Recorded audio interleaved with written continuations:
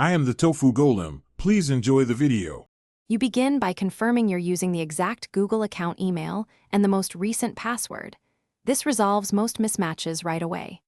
Next, check device date and time and confirm you have a stable network. Google rejects tokens when clocks drift or Wi-Fi drops. Make sure your browser is up to date, cookies are allowed, and clear site data if a stale session persists.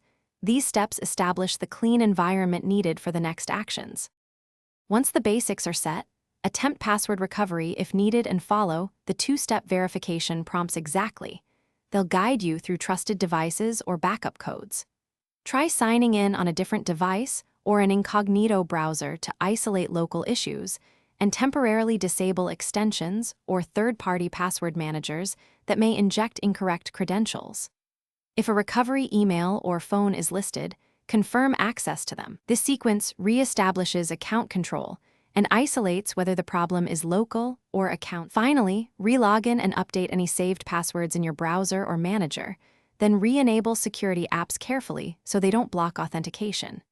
If Google flags the account, use the account settings help flow to request a code or unlock. Follow each prompt exactly and document any error codes you see. If sign-in still fails, switch to a different network or flush DNS on your device.